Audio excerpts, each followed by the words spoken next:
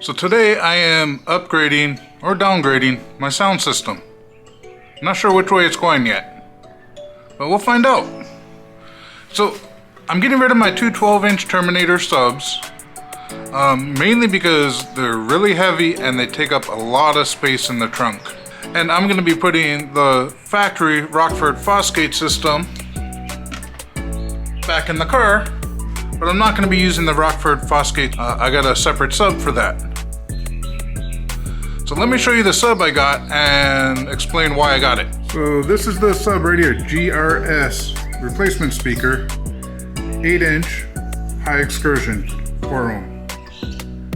Most of them you find is not the high excursion, so if you want to use this particular one, make sure it says high excursion. And hopefully this will fit. We'll find out. If not, we're gonna have to figure out something for that. So why did I go with that particular speaker is I set my budget for $100.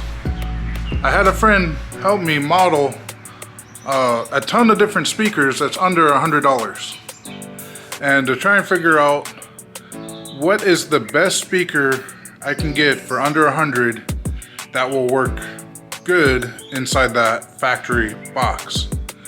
That's the hard part. There's a lot of great subs under $100, but they require a different airspace capacity than the factory box. From our understanding, the factory box is about 0.6 cubic feet, so we needed to model a speaker that would do well in that space. So under $100, this was the best one. I think it was only like $60 too. So let's open it up and see what it looks like. So here's the speaker. No markings on it. Double magnet on here. Hope this is gonna fit. These type of connectors, so the OEM connectors should just go right on top of here. Is what I'm hoping for.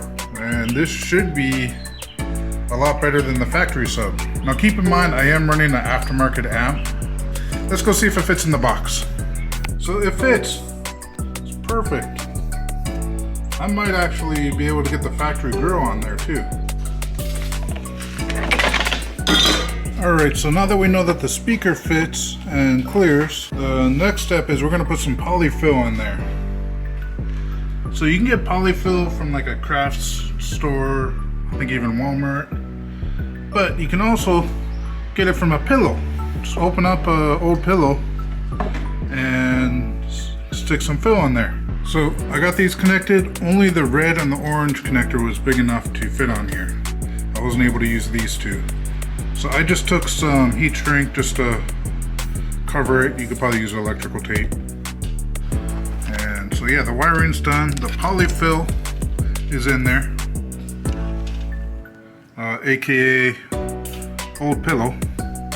And we're just gonna drop this thing in. All right, it's in there.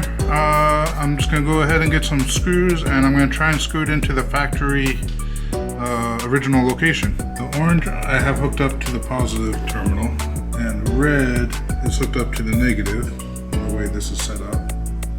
After the connector, the red line goes to orange and the yellow and green line goes to red.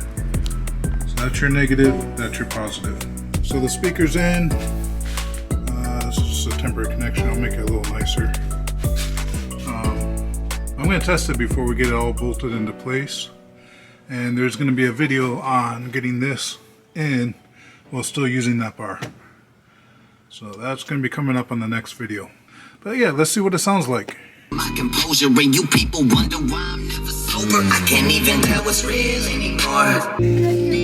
Going where the sun shines every day. No more heartache, no more pain.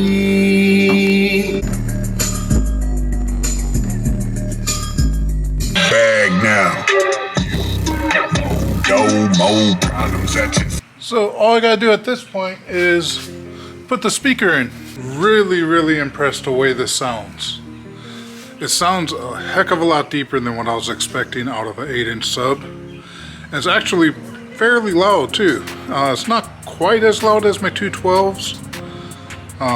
Now keep in mind those 12s were underpowered, but this actually sounds cleaner and better.